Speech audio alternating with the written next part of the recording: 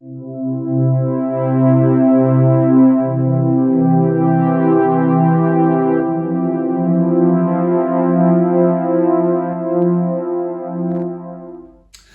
some thoughts for today, the 12th Sunday after Trinity. This has certainly been a very difficult and challenging week for all of us. After the awful and deadly shootings in Plymouth came the dramatic fall of Kabul and Afghanistan into the hands of the Taliban. We have seen frightening and unimaginable pictures of Afghans clinging to and running beside a Boeing C-17 Globemaster. We saw a person fall 500 feet from the plane to the ground. Apache helicopters trying to clear the runway. A US soldier pointing his gun, shouting at the Afghan man. Babies being handed over barbed wire. Then there are the unseen pictures of women and children frightened to go outside their front doors.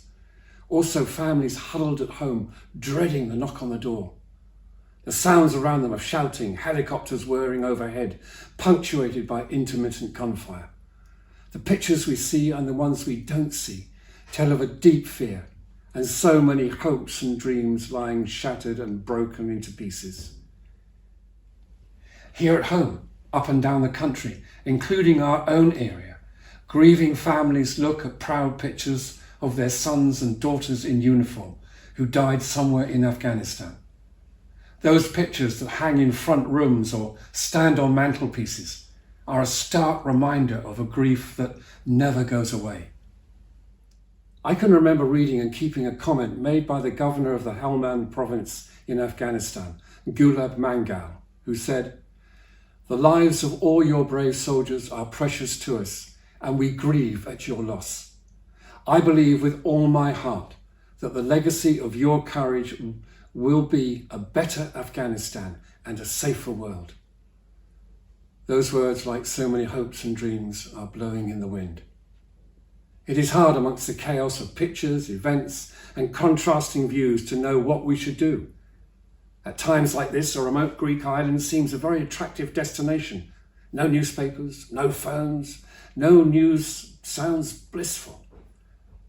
Much as that might seem an attractive option, it cannot be the right course of action. But what to do? What can I do?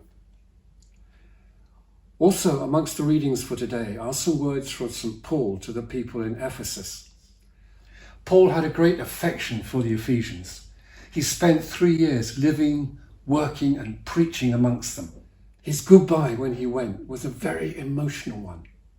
As recorded in Acts, when he finished speaking, he knelt down with them all and prayed. By now, everyone was in tears as they hugged him goodbye.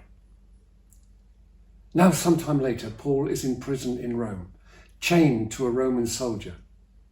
His thoughts and heart take him back to Ephesus, to the people he left behind, yet still loves. Paul writes to them and tells them about the importance of standing up against what he describes as the power of the present darkness. Paul asks the Ephesians to pray in the Spirit at all times, in every prayer and supplication. He urges them to keep praying at all times.